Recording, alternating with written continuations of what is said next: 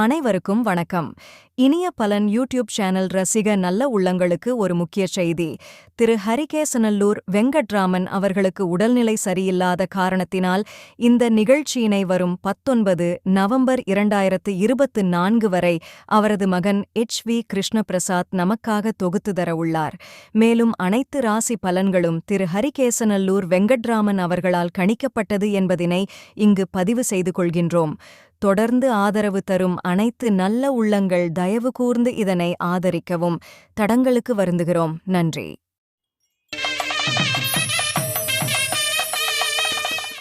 வணக்கம். தென்னாடுடைய சிவனே போற்றி, எந்நாட்டவர்க்கும் இறைவா போற்றி. இன்று 17/11/2024 ஞாயிற்றுக்கிழமை, குரோதி வருடம் கார்த்திகை மாதம் 2வது நாள். அதுக்கப்புறமா இன்றைக்கி நட்சத்திரம் ரோகிணி, திதி தேய்பிறை த்விதியை, யோகம் சித்த யோகம், சந்திராஷ்டமம் துளாராசிக்கு சந்திராஷ்டமம். நேற்றுலேருந்து கார்த்திகை விரதம் 45 நாட்கள் ஆரம்பித்தாச்சு. கார்த்திகைனாலே நமக்கு முதல்ல ஞாபகம் வருது முருகப்பெருமான். ஏன்னா அவனுக்கு கார்த்திகேயன்னே பேர் இருக்குது. கார்த்திகை பெண்கள் 60 வளர்த்தார்கள், 6 முகங்கள் அவனுக்கு. அது மூலாதாரம், சுவாதிஷ்டானம், மணிப்புரகம், அநாகதம், விஷுக்தி ஆகிய மாதிரி 6 ஆதாரங்களை சொல்கிறது. 6 அறிவும் முருகப்பெருமானுடைய 6 வடிவங்கள். இந்த மாதிரி நிறையா விஷயங்கள் சொல்லின்னு போகலாம். இன்றைக்கி கார்த்திகை மாதம் 2வது நாள். ஞான சூரியனை இந்த நாளிலே வணங்குவது, ஞான பண்டிதனோடு சேர்த்து வணங்குவது அப்படிங்கிறது நல்ல பலனை தரும். ராகு காலம் மாலை 4:30 முதல் 6, யமகண்டம் மதியம் 12 முதல் 1:30, குளிகை நேரம் 3 முதல் 4:30. நல்ல நேரம் எனப்படும் சுபஹோரைகள் காலை 7 முதல் 9, 11 முதல் 12, 2 மணி முதல் 4, 6 மணி முதல் 7, இரவு 9 மணி முதல் 11. இன்றைய கிரக நிலவரம்: ரிஷபத்தில் குரு சந்திரன், கடகத்தில் செவ்வாய், கன்னியில் கேது, விருச்சிகத்தில் சூரியன் புதன், தனுசில் சுக்கிரன், கும்பத்தில் சனி, மீனத்தில் ராகு. இப்பொழுது அடுத்து நாம் தெரிஞ்சுக்கலாம் வாங்க பகுதியை பார்ப்போம்.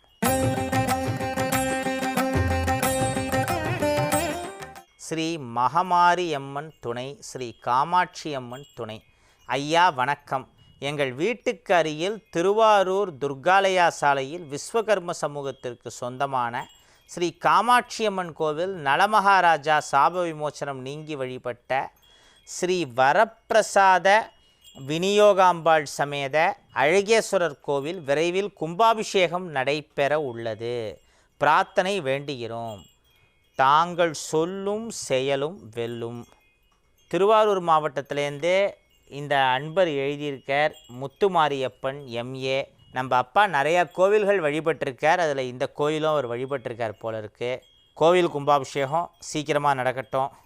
அதுக்கு உங்களுடைய முயற்சிகள் அனைத்தும் வெற்றி பெற வாழ்த்துக்கள். அடுத்து 27 நட்சத்திரங்களும் சேர்ந்து வழிபட்ட தலமாகவும் அதற்கு அத்தாட்சியாக 27 நட்சத்திர பெயர்களில் 27 சிவலிங்கங்கள் தனி சந்நிதி கொண்டு அருள்பாலிப்பதாகவும் அவரவர் நட்சத்திர லிங்கத்திற்கு பொங்கல் படையலிட்டு வேண்டினால் வேண்டியது நடக்கும் என நம்பப்படுகிறது.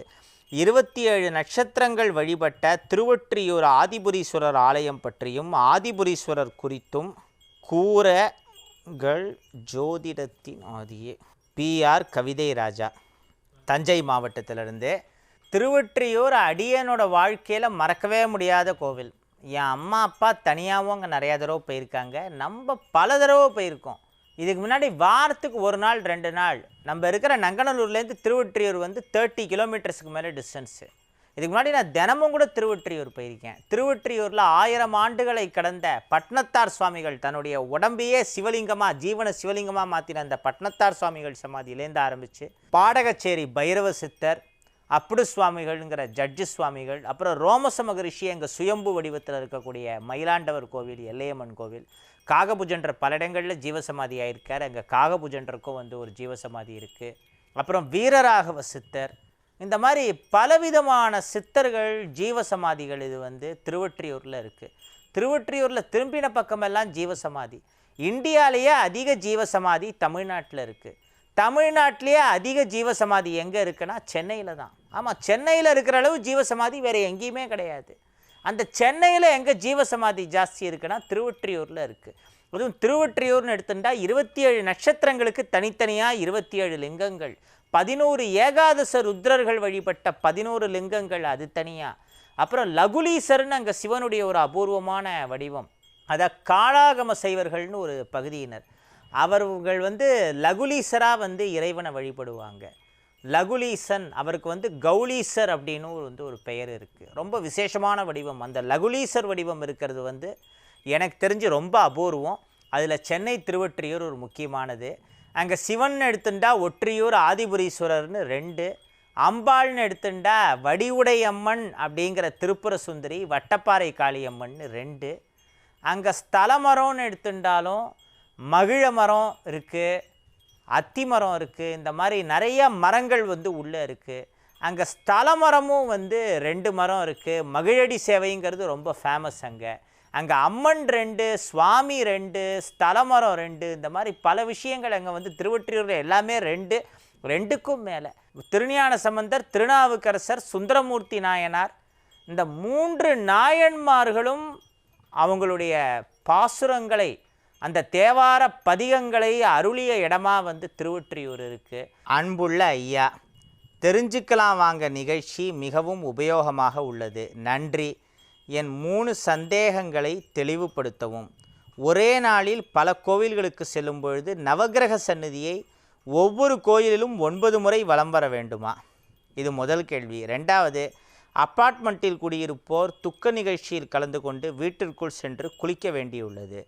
வீட்டின் புனிதத்தன்மை பாதிக்கும். ஆம் என்றால் பரிகாரம் என்ன? இது 2வது கேள்வி. 3வது, சனிக்கிழமை முதன்முறையாக துக்கம் விசாரிக்க செல்லலாமா? இதில் முதல் கேள்வி, ஒரே நாளில் பல கோயில்களுக்கு போகிறப்போ நவக்கிரக சந்நிதியை 9 சுற்று ஒவ்வொரு கோவில்லையும் சுற்றுறோமா? இது வந்து 9 கிரகத்தை 9 சுற்று சுற்றியானுன்னு ஒன்றும் கட்டாயம் இல்லையே. இப்போ முதல்ல சிவன் கோவில்னு எடுத்துட்டா அதெல்லாம் நவக்கிரகங்கள் வழிபட்ட கோவில், நவக்கிரகங்களுக்கான கோவில் கிடையாது. அதை முதல்ல புரிஞ்சுக்கணும். திருநள்ளாறு போனால் சிவனை கூட வழிபடாமல் சனியை மட்டும் கும்பிட்டு போவாங்க. சனியும் வணங்கணும். அவர் வந்து நீதி தேவன், அவரை வணங்கக்கூடாதுன்னு சொல்ல வரல. ஆனால் முதல் மரியாதையை சிவனுக்கு கொடுக்கணும். அதே மாதிரி வைத்தீஸ்வரன் கோயில் போனால் அங்கே சிவனை முதல்ல வணங்கணும், செவ்வாய் அப்படியே பார்த்துட்டு போயிட வேண்டியது. அதே மாதிரி வியாழ கிரகமான குரு பிரகஸ்பதி பகவான், அவர் சிவனை வழிபட்ட கோவில்கள் நிறைய இருக்குது. ஆலங்குடி, திட்டை மாதிரிலாம். அங்கே போனால் வந்து டைரெக்டாக குருவை மட்டும் கும்பிட்டுறாங்க. இன்னொன்று, நவகிரகங்களில் ஒருத்தரான குரு தட்சிணாமூர்த்தி 2 பேருக்கும் வித்தியாசம் தெரியாமல் நிறையா பேர் குழம்புறாங்க. சில வருஷங்களுக்கு முன்னாடி ஏதோ இந்த தியாகராஜ ஆராதனை சம்மந்தமாக பேச்சு நடந்தது. அப்போ அப்பாவோட நண்பர் வந்து இந்த சினிமா நடிகர் இருந்தார் தியாகராஜ பாகவதர், நல்லா பாட்டு பாடுவார், அவருக்கு தானே ஆராதனை பண்ணுறாங்க அப்படின்னு கேட்டாங்க. அங்கே இருந்த 1-2 பேர் சிரிப்பை அடக்க முடியாமல் லேசாக சிரிச்சிட்டாங்க. அப்போ அப்பா சொன்னார், எல்லாருக்கும் எல்லாம் தெரிஞ்சிருக்கணும்னு அவசியம் இல்லை, தெரியலனா இவருக்கு நம்ம தான் தெளிவுபடுத்தணும், இப்படிலாம் வந்து சிரிக்கக்கூடாதுன்னு சொல்லி அப்புறம் விளக்கினார். அவர் வந்து நடிகர் தியாகராஜ பாகவதர், அவர் வேறு. அவரும் சங்கீதத்தில் மிகப்பெரிய ஞானம் உள்ளவர் தான், வித்வான் தான். நீங்கள் சொல்கிறது வந்து இப்போது தியாகராஜ சுவாமிகள், இவர் வந்து சாமியார், அந்த ராமனை நேரடியாக கண்ணில் பார்த்தவர், ஒரு மகான் அந்த ஸ்தானத்தில் இருக்கிறவர். அதை தவிர்த்து கடவுள் தியாகராஜர்னு இருக்கார். அவர் தான் வந்து திருவாரூரில் இருக்கக்கூடிய மூலவர். பல கோவில்களில் தியாகராஜருக்கு தனியாக சந்நிதி இருக்குது. So human Thyagaraja Bhagavathar, saint Thyagaraja Bhagavathar, god Thyagarajar, இந்த 3 பேருக்கும் வித்தியாசம் தெரியறதில்லை. அதே மாதிரி குருனா நவகிரக குரு அண்ட் தட்சிணாமூர்த்தி எல்லாத்தையும் போட்டு குழப்பிக்க வேண்டியது. அந்த வகையில் இப்போ வந்து இந்த 9 சுற்று சுற்றுறது அப்படிங்கிறது அவசியம் இல்லை. வெறும் மூலவரை தரிசனம் பண்ணிட்டு நவகிரக சந்நிதிக்கிட்ட கை கூப்பிட்டு வந்தாலே போகிறோம். இல்லை ஒரு சுற்று 2 சுற்று அந்த மாதிரி வேணால் சுற்றலாம். அடுத்தது 2வது கேள்வி, அப்பார்ட்மெண்ட்டில் குடியிருப்பவர்கள் துக்க நிகழ்ச்சியில் கலந்து கொண்டு வீட்டிற்குள் சென்று குளிக்க வேண்டியுள்ளது. வீட்டின் புனிதத்தன்மை பாதிக்கும். ஆம் என்றால் பரிகாரம் என்ன ஐயா? இப்போ அப்பார்ட்மெண்ட்டில் இருக்கிறவங்களுக்கு தனியாக வீட்டுக்கு வெளியில் கொல்லைப்பக்கத்தில் குளிச்சுட்டு வர மாதிரியான சிஸ்டம்ங்கிறதெல்லாம் இல்லை. அன்றைக்கி நம்ம சுத்தமாக இருந்தப்போ இதெல்லாம் ஃபாலோ பண்ணோம். இப்போ கொரோனா பீக்கில் இருந்த டயத்தில் என்ன பண்ணோம், வீட்டுக்கு வெளியில் ஒரு பக்கெட்டில் தண்ணியை வச்சு அதில் வேப்பலை மஞ்சள்லாம் போட்டு கலந்து வச்சோம். வீட்டுக்குள்ளே வரப்போ கையை காலை கழுவிட்டு உள்ளே வந்தோம். இந்த கொரோனா பயம் இருந்தப்போ நம்ம கரெக்டாக அதை ஃபாலோ பண்ணோம். ஆனால் இப்போ எத்தனை பேர் அதே மாதிரி பண்ணிகிட்டு இருக்கோம்? சாஸ்திராயச்ச சுகாயச்சன்னு சொல்லுவாங்க. சாஸ்திரங்கள் நம்ம சுகத்துக்காக தான் எழுதப்பட்டிருக்கு. ஸோ இந்த மாதிரி சில விஷயங்கள்லாம் இன்றைக்கி இருந்ததுக்கு காரணம் கிருமிகள் பரவக்கூடாதுங்கிற அந்த அவேர்னஸ், அந்த சயின்ஸ் நமக்கு இருந்திருக்கு. கணித சாஸ்திரம் அப்படிங்கிறோம், மேக்ஸு பல ஃபார்முலா சம்மந்தப்பட்ட விஷயம். அன்றைக்கெல்லாம் எது மேக்ஸு ஃபார்முலாஸ்னால் ஆரியபட்டா, பாஸ்கராச்சாரியா இந்த மாதிரியானவங்கள்லாம் அன்றைக்கே மேக்ஸில் பல விஷயங்கள் தியரிஸை கொடுத்துருக்காங்க. அதை இன்றைக்கி நம்ம வேறு விதமாக யூஸ் பண்ணிகிட்டு இருக்கோம். அவ்வளோ ஏன் 2500 வருஷங்களுக்கு முன்னாடி பிறந்த பித்தாகரஸ், அவர் கொடுத்தது தான் பித்தாகரஸ் தியரம். அந்த பித்தாகரஸ் காசி சர்வகலாசாலையில் படிச்சிருக்கார். இதுக்கான ரெக்கார்ட்ஸ் எல்லாம் இருக்குது. இதை பற்றி சில புக்ஸே கூட வந்திருக்கு. அந்த பித்தாகரஸ்க்கே எங்கே அறிவு கிடச்சிருக்கு? நம்ம நாட்டில் கிடச்சிருக்கு. கணித சாஸ்திரம்ங்கிறோம், வான சாஸ்திரம்ங்கிறோம், சிற்ப சாஸ்திரம்ங்கிறோம், ஓவிய சாஸ்திரம், இப்படி பலவிதமான சாஸ்திரங்கள். ஸோ அந்த காலத்துக்கு உதவாத சாஸ்திரங்கள், பழைய பஞ்சாங்கம் அப்படின்லாம் சொல்லுவாங்க. அந்த பழைய பஞ்சாங்கத்தை வச்சு 100 வருஷம் கழித்து வரப்போகிற அமாவாசை, பௌர்ணமி, சூரிய கிரகணம், சந்திர கிரகணம் எல்லாத்தையும் சொல்ல முடியும். இந்த மாதிரியான ஒரு சிஸ்டம், அதுவும் 5000 வருஷம் கடந்த ஒரு சிஸ்டம் க்ரீக்கில் இருந்திருக்கா, ஈஜிப்தில் இருந்திருக்கா? என்னென்னா நம்ம பெருமைகளை நம்ம ஒத்துக்க மாட்டாங்க சில பேர். இன்னொன்று, நம்ம ஏதாவது சில அச்சீவ்மெண்ட்ஸ் பண்ணியிருந்தாலும் இது அங்கேருந்து வந்திருக்கலாம், இங்கேருந்து வந்திருக்கலாம், க்ரீக்லேருந்து வந்திருக்கும், ஈஜிப்துலேருந்து வந்திருக்கும், இல்லைன்னா பழைய சுமேரியா இதிலிருந்து வந்திருக்கும், இப்படிலாம் சொல்லுவாங்க. அங்கே எல்லாத்துக்கும் எது முன்னோடினா இங்கேருந்து தான் பல விஷயங்கள் போயிருக்கு. அதுவே பல ஆதாரங்களோடு இருக்கக்கூடிய விஷயம். ஸோ அந்த மாதிரி ஒரு சிஸ்டமில் நம்ம இருக்கோம். சரி, இன்றைக்கி இந்த அப்பார்ட்மெண்ட் வீட்டில் இதெல்லாம் ஃபாலோ பண்ண முடியாதுன்னா அட்லீஸ்ட் வீட்டுக்குள்ளே வரத்துக்கு முன்னாடி தலையில் கொஞ்சம் தண்ணியை விட்டுண்டு உடம்பை நினச்சிண்டு வரலாம். அதைத்தான் பண்ண முடியும். அப்படியும் வீட்டுக்குள்ளே அந்த ட்ரெஸ்ஸோடு வர வேண்டியதாக இருக்கும். அப்பார்ட்மெண்ட்டுக்கு வெளியில் ட்ரெஸ் எல்லாம் கழட்டி போட முடியாது. அப்போ என்ன பண்ணலான்னா, வீட்டுக்கு வந்து ஒன்ஸ் நீங்கள் குளிச்சுட்டு அந்த ட்ரெஸ் எல்லாம் ரிமூவ் பண்ணதுக்கப்புறம் கொஞ்சம் மஞ்சள் தண்ணியை வீட்டில் தெளிச்சிட்டு தொடைங்க. அது ஒன்று தான் ஒரே சோர்ஸ். அதை தவிர்த்து வேறு ஒன்றும் பண்ண முடியாது. இதை பண்ணாலே போகிறோம். இதெல்லாம் ஆபத் தர்மம்னு சொல்லுவாங்க. அதாவது சில விஷயங்களை யூஸ் பண்ண முடியல, ஃபாலோ பண்ண முடியலன்னா நம்ம இதை பண்ணணும். அப்புறம் சனிக்கிழமை முதன்முறையாக துக்கம் விசாரிக்க செல்லலாமா? பொதுவாக போக மாட்டாங்க. பல பேர் ஃபாலோ பண்ணிகிட்டு இருக்கிற சாஸ்திரம் இதுதான். பட் சில பேருக்கு அதில் வந்து பெருசாக பிலீவ் இருக்காது. இப்போ சில விஷயங்கள் கேட்டால் ஒரு ஃபேமிலியிலேயே அப்பா பையன் இப்படி ஒருத்தருக்கு ஒருத்தர் மாறுபாடுங்கிறது வரும். அதனால் உங்களுக்கு எது கரெக்டுன்னு படுறதோ, குடும்ப வழக்கம் என்னவோ அதை ஃபாலோ பண்ணுங்கள். சனிக்கிழமை அவாய்ட் பண்ணிடுறது பொதுவாக பெட்டர். வேறு வழியே இல்லைன்னா ஒன்றும் பண்ண முடியாது. அது உங்கள் விருப்பம். ஆர் ராஜசேகருங்கிறவர் சேலம் கணபதி பாளையத்திலிருந்து இந்த 3 கேள்விகளை கேட்டிருக்கார். ஒளிமயமான எதிர்காலம். உங்கள் ஆன்மீக சந்தேகங்களுக்கு விடை காண நீங்கள் கடிதம் எழுதி அனுப்ப வேண்டிய முகவரி தெரிஞ்சுக்கலாம் வாங்க. Zee Tamil, 33B Olympia platina, SIDCO industrial estate, Guindy, Chennai 600032.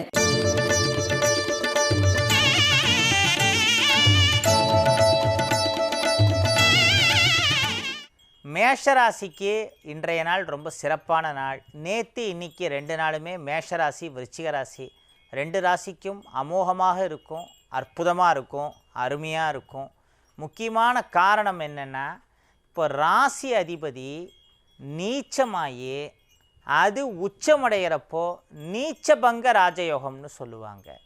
அந்த வகையில் உங்களுடைய ராசி அதிபதி கடகத்தில் சந்திரனோட வீட்டில் நீச்சமாகி 7ஆம் இடத்துல அந்த சந்திரன் குருவோடு சேர்ந்து உச்சமாறுதுங்கிறது குருமங்கள யோகம், குருச்சந்திர யோகம், கஜகேசரி யோகம், இந்த மாதிரி பலவிதமான யோகங்கள் சொல்லுவாங்க. பல யோகங்கள் உங்களுக்கு காத்திருக்கு. உங்களை பிடித்த பல சோகங்கள், ரோகங்கள் எல்லாம் விட்டு போகிறது. உங்களுடைய வாழ்க்கையில் நிறையா மாய மந்திரங்கள் மாதிரி பல மாயங்கள், மேஜிக்ஸ் வந்து நடக்க போகிறது.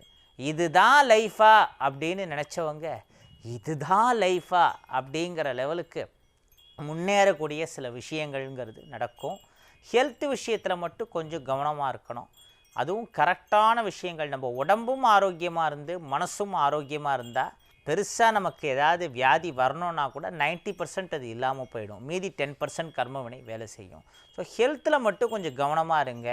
தினமும் அட்லீஸ்ட் ஒரு 30 மினிட்ஸாவது நடங்க. உங்களுக்கு பிடிச்ச விஷயங்களை பண்ணுங்கள், பிடிச்ச பாடல்களை கேளுங்க, மனசை நல்லா சந்தோஷமாக வச்சுக்கோங்க. நம்ம என்ன தான் நல்ல ஹெல்த்தியான ஃபுட்டாக சாப்பிட்டோம், எக்ஸசைஸ் எல்லாம் பார்த்து பார்த்து பண்ணாலும் மைண்டு மட்டும் ஸ்ட்ரெஸ்ஸு டென்ஷனாக இருந்தால் அதனால் வந்து பெருசாக வேலையே இருக்காது.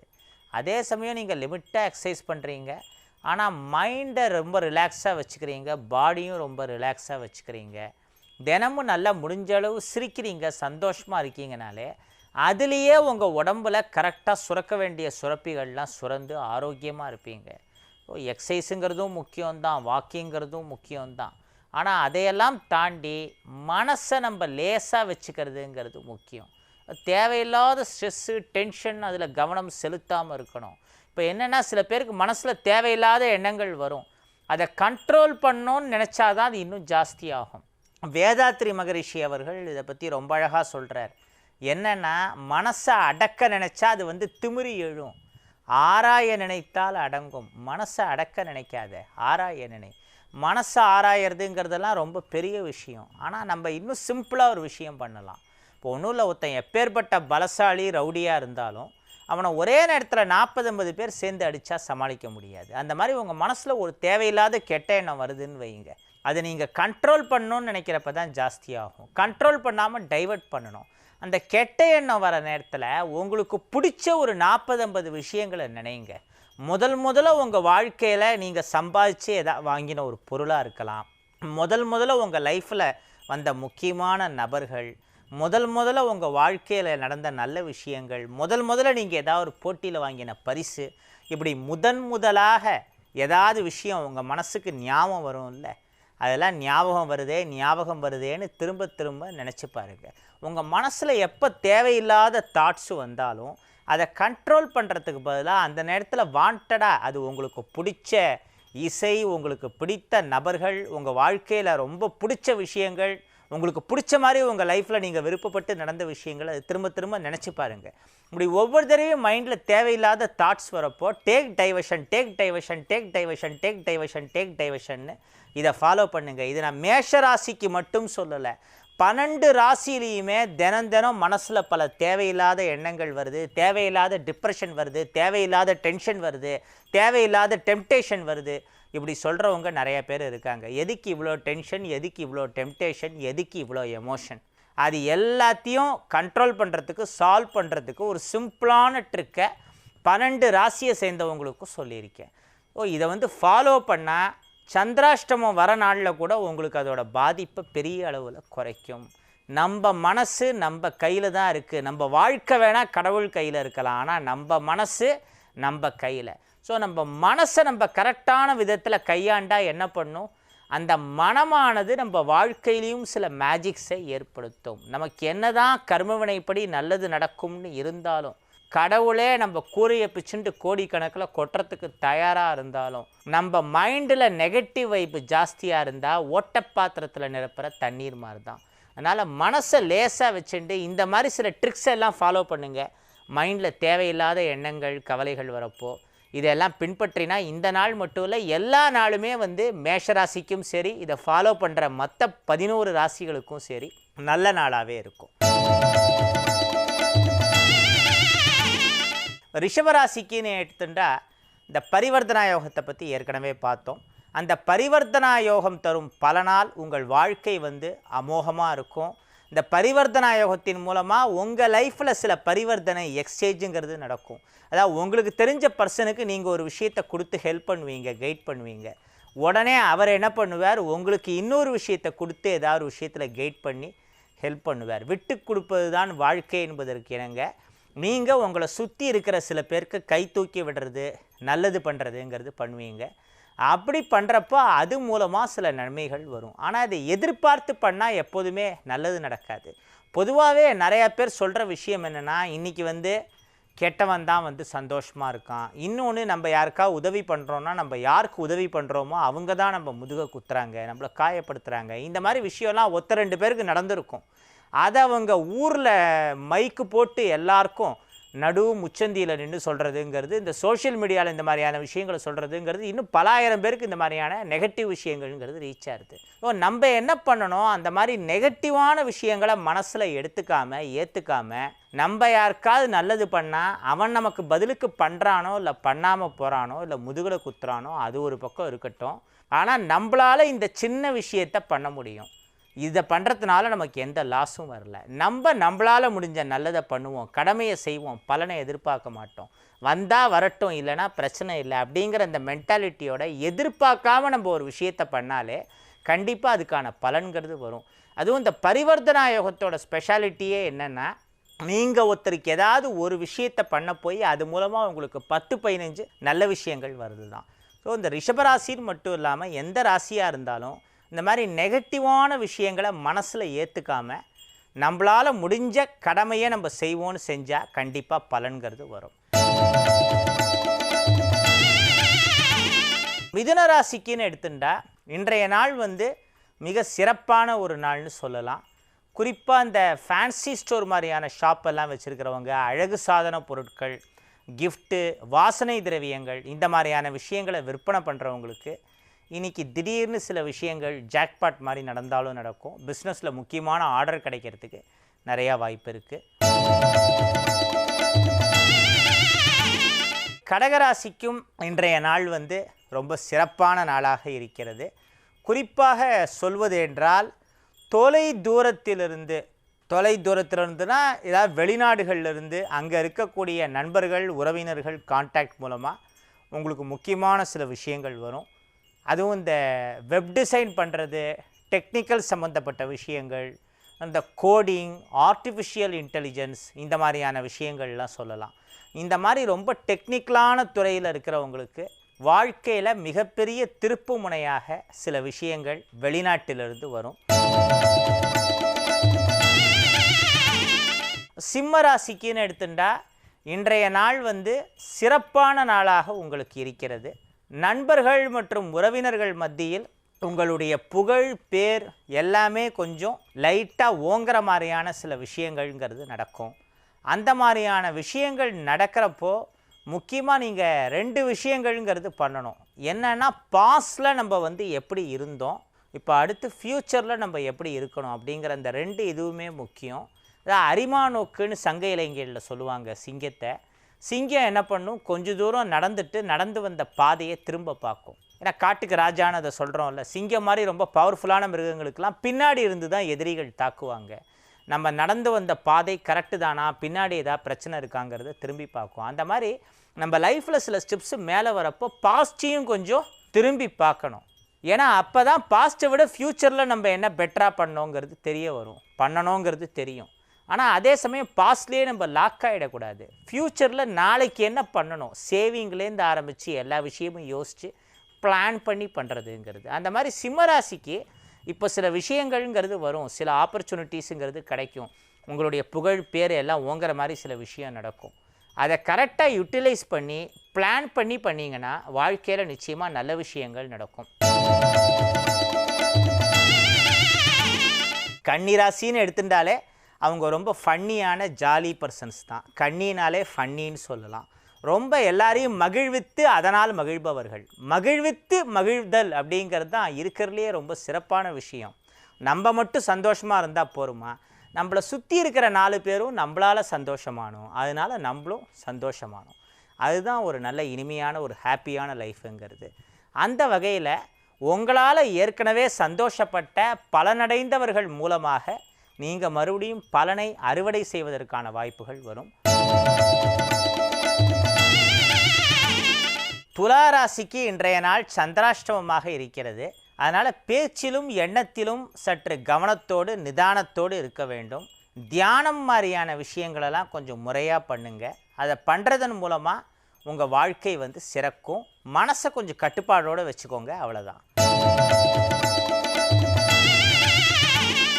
விருச்சிக ராசிக்குன்னு எடுத்துட்டா இந்த நாள் ரொம்ப அருமையான நாளாக இருக்குது. இதை கேலண்டரில் குறித்து வச்சுக்கோ, டைரியில் குறித்து வச்சுக்கோ அப்படிங்கிற மாதிரி இந்த நாள் மிக சிறப்பான நாள். குரு சந்திர யோகம், கஜகேசரி யோகம், இந்த மாதிரி பலவிதமான யோகங்கள், குரு மங்கள யோகம், இப்படி நிறையா சொல்லிட்டு போகலாம். இந்த மாதிரி சில யோகங்கள்னால நேற்றும் சரி இன்றும் சரி உங்கள் வாழ்க்கையில் நடக்க வேண்டிய முக்கியமான விஷயங்கள், இது வரைக்கும் நீங்கள் கற்பனையே பண்ணி பார்க்காத சில விஷயங்கள்லாம் இந்த 2 நாளில் நடக்கிற மாதிரி இருக்கும். இப்போது இந்த சைனா மூங்கில் கதைன்னு ஒன்று சொல்லுவாங்க. 6 வருஷம் ஆகும் அது நல்லா வளர்கிறதுக்கு. முதல் 5 வருஷம் அது வளர்கிறதானே தெரியாது, அவ்வளோ சின்னதாக இருக்கும். அதுக்கு தேவையான தண்ணி, சூரிய ஒளி எல்லாம் ஆனால் தினமும் பர்ஃபெக்டாக கரெக்டாக கிடைக்கணும். அப்படி எல்லாம் நடந்து முடிஞ்சு ஃபைனலாக ஒரு 60 to 70 டேஸில் அது மிகப்பெரிய ஒசரம் வளர்ந்து 70 அடி ஒசரத்துக்கு மேலேயே வளரும். ஆனால் அதுக்கு எடுத்துக்கிற டைம் தொடர்ந்து 5 வருஷம் பூமியில் தவம் மாதிரி பண்ணுறது, வேறு அவ்வளோ ஸ்ட்ராங் ஆக்கிக்கிறது, அதுக்கப்புறமா வளரும். அந்த வளர்ச்சி முதல்ல 6 நாள்லேயே நடக்கும்னு நினச்சா, அந்த மாதிரி இத்தனை வருஷமாக உங்கள் லைஃப்பில் கிடைக்காத பல விஷயங்கள் இப்போ கிடைக்கிறதுனா, இப்போ உங்கள் டைம் நல்லா இருக்கிறது மட்டும் காரணம் இல்லை, தொடர்ந்து இத்தனை வருஷம் நீங்கள் பண்ண முயற்சி இருக்குல்ல, நீங்கள் எவ்வளோ ஹார்ட் ஒர்க் பண்ணியிருக்கீங்கிறத கிரகம்லாம் கரெக்டாக கணக்கு எடுத்துக்கும். அதையெல்லாம் கணக்கு எடுத்துட்டு அதுக்கு தகுந்த பலனை தான் நல்ல நேரம் வரப்போ தரும். இப்போ சில பேர் சொல்லுவாங்க, எனக்கு இப்போ யோகம் ஓஹோன்னு இருக்குங்கிறாங்க, ஆனால் என் லைஃப்பில் பெருசாக இல்லை, ஏதோ முன்னையை விட இப்போ பெட்டருங்கிற மாதிரி இருக்குது. அதுக்கு என்ன காரணம் அப்படின்னா, சரி கெட்ட காலம் உங்கள் லைஃப்பில் நடந்த டயத்தில் நீங்கள் என்னெல்லாம் முயற்சி பண்ணீங்க, என்னெல்லாம் பெஸ்ட்டாக ஹார்ட் ஒர்க் பண்ணீங்க, எந்தெந்த ஃபீல்டுலலாம் முன்னேறணும்னு உழைச்சிங்க, ஒன்றும் பண்ணலை. அப்போனா இப்பயும் அதுதான். ஸோ பெருசாக முயற்சி பண்ணாதவங்களுக்கு நல்ல டைம் வரப்பையும் பலன்கிறது பெருசாக வராது. ஏதோ காக்காவுக்கார பணம்பழம் விழுந்த கதையாக சில பேருக்கு திடீர்னு அதிர்ஷ்டத்தில் லாட்ரி சீட் மாதிரி ஏதோ பணம் வருதுங்கிறது வந்தாலும், அதுக்கப்புறம் கூட அந்த பணத்தை ப்ராப்பராக சில சேவிங்களெல்லாம் போட்டு அதை பல மடங்காக பெருக்கிறதுக்கு ஏதாவது ஒரு புது பிஸ்னஸ் ஆரம்பித்து உருப்படியாக உழைச்சாதான் அந்த பணம் பெருகும். இல்லைனா எத்தனை லட்சம் கோடி வந்தாலும் அதை பெருக்கிறதுக்கு எதுவும் பண்ணாமல் ஊதாரித்தனமாக அதை செலவு பண்ணி என்ஜாய் பண்ணால் பெரிய பணமாக இருந்தாலும் அதுவும் ஒரு காலத்தில் கரைஞ்சி போயிடும். அதனால் இந்த பிளானிங், ஹார்ட் ஒர்க் அப்படிங்கிறது ரொம்ப முக்கியமான விஷயம். அந்த வகையில் இப்போது உங்கள் வாழ்க்கையில் திடீர்னு சில மேஜிக்ஸ் மாதிரி நடக்கும். ஆனால் அந்த மேஜிக்ஸை வித் லாஜிக்கோட ப்ராப்பராக யூஸ் பண்ணி லைஃப்பில் அப்ளை பண்ணிங்கன்னா அந்த மேஜிக் இன்னும் பெரிய அளவில் ஜாஸ்தியாகும். இப்போ தனுசு ராசிக்குன்னு எடுத்துட்டா, இன்றைய நாள் தடுமாற்றங்களை தகர்த்தெறிந்து வாழ்க்கையில் முன்னேறக்கூடிய உயரக்கூடிய நாளாக இருக்குது. இந்த நீச்ச பரிவர்த்தனா யோகம் மாதிரி சில யோகங்கள் இதெல்லாம் உங்களுக்கு மிகப்பெரிய அளவில் நன்மைகள் தரக்கூடியதாக தனுசு ராசிக்கு இன்றைய நாள் இருக்கிறது. இன்னும் நிறையா நாளுக்கு இந்த பரிவர்த்தனா யோகம் இருக்குதுன்னு சொல்லலாம், குரு சுக்கிர பரிவர்த்தனா யோகம். ஸோ உங்களுக்கு எந்தெந்த கிரகம் எப்படி இருக்கணுமோ அந்த மாதிரி கரெக்டாக இருக்குது. அதன்படி நீங்கள் கரெக்டாக லைஃப்பில் அப்ளை பண்ணிங்கன்னா நல்லது நடக்கும். அப்புறம் மகர ராசிக்குன்னு எடுத்துட்டா இன்றைய நாள் மிக மகத்தான நாளாக இருக்கிறது. குறிப்பாக சொல்லணுன்னா, இந்த கலைத்துறை சார்ந்தவர்கள், அதுக்கப்புறமா இசை கலை எல்லாம் ஒன்று தான். இந்த மாதிரி இசை மாதிரி இல்லை நடிப்பு மாதிரி வேறு என்ன ஃபீல்டு வேணாலும் இருக்கலாம். அந்த கலை சம்மந்தப்பட்ட விஷயங்கள், அந்த துறை, அந்த தொழிலில் இருக்கிறவங்களுக்கு இன்றைய நாள் மிக சிறப்பான நாளாக இருக்கும். கும்பராசிக்குன்னு எடுத்துட்டா இன்றைய நாள் மிக அருமையான நாளாக இருக்கிறது. குறிப்பாக சொல்லணுன்னா, உங்களுடைய உறவினர்கள் மூலமாக, நண்பர்கள் மூலமாக சில விஷயங்கள்ங்கிறது உங்கள் லைஃப்பில் நடக்காத சில விஷயங்கள் உங்களுடைய நண்பர்கள், உறவினர்கள் உதவியோடு நடக்கும். உங்கள் லைஃப்பை விட்டு சில காரணங்களால் மிஸ் அண்டர்ஸ்டாண்டிங், சரியான புரிதல் இல்லாமல் பிரிந்து போனவர்கள் மீண்டும் உங்கள் வாழ்க்கையோடு இணைவார்கள். அவங்க ஃப்ரெண்ட்ஸு, ரிலேஷன்ஸுன்னு யார் வேணாலும் இருக்கலாம். அப்படி பிரிஞ்சவங்க மறுபடியும் சேரறது மூலமாக உங்களை பிரிஞ்சவங்க மறுபடியும் புரிஞ்சு சேருவாங்க. அதன் மூலமாக உங்களுடைய வாழ்க்கையில் சில நல்ல விஷயங்கள் நடக்கும். மீனராசிக்கு என்று எடுத்துக்கொண்டால் இன்றைய நாள் மிக அற்புதமான நாளாக இருக்குன்னு சொல்லலாம். உங்கள் ராசி அதிபதி குருவிலேருந்து ஆரம்பித்து எல்லா கிரகங்களுமே கரெக்டான இடத்துல பிளான் பண்ணபடி, ஃபிக்ஸ் பண்ணபடி இருக்காங்க. அதனால் உங்களுடைய வாழ்க்கையிலும் எல்லாம் பிளான் பண்ணபடி, ஃபிக்ஸ் பண்ணபடி அருமையாக நடக்கும். நாளைய விசேஷங்கள், கார்த்திகை சோமவாரம். இந்த கார்த்திகை மாதத்தில் வரக்கூடிய முதல் சோமவாரம் நிறைவான சோமவாரம், ரெண்டுமே ரொம்ப விசேஷமானது. இந்த நாளிலே அருகிலுள்ள சிவன் கோயிலுக்கு சென்று சிவ வழிபாடு செய்ய வேண்டும். அப்பன் சிவனோடு சுப்பன் முருகனையும் சேர்த்து வழிபட வேண்டும். அப்பனையும் சுப்பனையும் சேர்த்து வழிபட்டால் சூப்பரான வாழ்க்கை, சூப்பரான விஷயங்கள் அந்த அப்பன் சுப்பன் அருளால் அமையும் என்பதில் எந்தவிதமான ஐயமும் வேண்டாம். இந்த நாள் மட்டுமல்ல, எல்லா நாளுமே அனைவருக்கும் இனிமையான நாளாக அமையட்டும். உங்களிடமிருந்து தற்காலிகமாக விடைபெறுவது வழிகாட்டி ஜோதிடர் அரியஸ்நல்லூர் வெங்கட்ராமன் அவர்களின் மகன் HV கிருஷ்ணபிரசாத். வாழிய செந்தமிழ், வாழ்க நற்றமிழர், வாழிய பாரத மணித்திருநாடு. வந்தே மாதரம், வந்தே மாதரம், வந்தே மாதரம். ஜெய் ஹிந்த்.